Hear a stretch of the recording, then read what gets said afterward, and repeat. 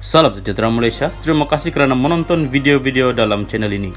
Sebelum kita mula, jangan lupa untuk tekan tombol subscribe, share, like, dan komen. Let's go! Salam sejahtera dan selamat pagi kepada semua pendengar yang dikasihi dan dihormati.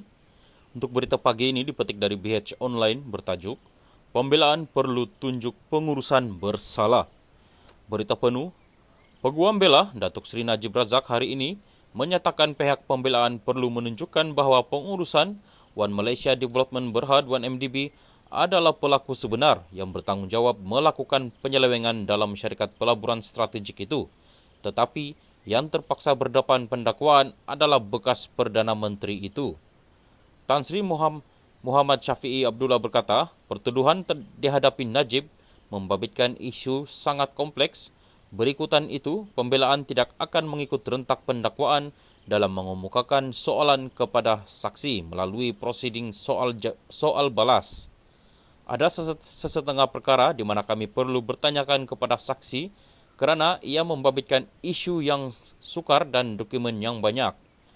Ini bukannya kes yang boleh dibuka dan ditutup macam itu saja, katanya. Muhammad Syafiee bagaimanapun berkata, beliau mengambil maklum mengenai teguran Hakim Datuk Lawrence Collins Square berhubung cara pembelaan menyoal balas bekas saksi pendakwaan ke-13 iaitu pengarah bukan eksekutif 1MDB Tan Sri Ismi Ismail. Terdahulu, timbalan pendakwa raya kanan Datuk Sri Gopal Sri Ram mempersoalkan dan membantah soalan dikemukakan Peguam Datuk Hariharan Tara Singh berhubung peranan bekas Ketua Pegawai Eksekutif CEO Datuk Syahrul Azral Ibrahim Halmi dalam Lembaga Pelaburan Terengganu TIA.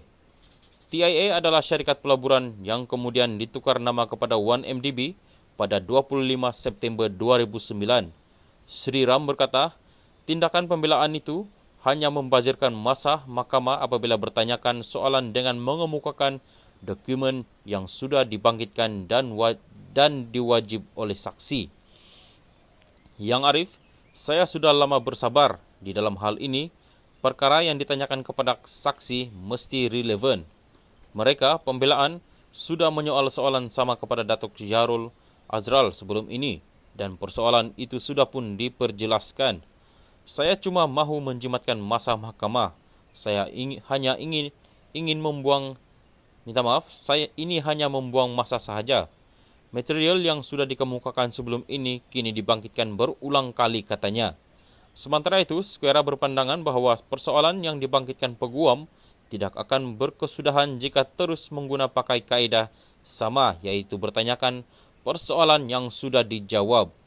Beliau berkata, Peguam Bela berulang-ulang mengemukakan soalan yang mana Ismi bukan dalam kedudukan untuk menjawabnya. Malah, persoalan itu sudah dijawab oleh Syahrul Azral. Katanya, pembelaan tidak sepatutnya menyoal saksi dengan memintanya mengesahkan apa yang sudah tertulis dalam dokumen. Ia nampaknya tidak berkesudahan. Dokumen ini sudah direkodkan dan tidak dipertikaikan. Malah saksi juga bukan berada dalam kedudukan untuk mengesahkan apa yang dirujuk kepadanya. Kamu hanya soal apa yang kamu ingin nyatakan dan selebihnya kamu kemukakan dalam hujah kamu, katanya. Najib 68 menghadapi 4 pertuduhan menggunakan kedudukannya mendapatkan suapan berjumlah RM2.3 bilion ringgit daripada dana 1MDB dan 21 pertuduhan pengubahan wang haram membabitkan jumlah sama.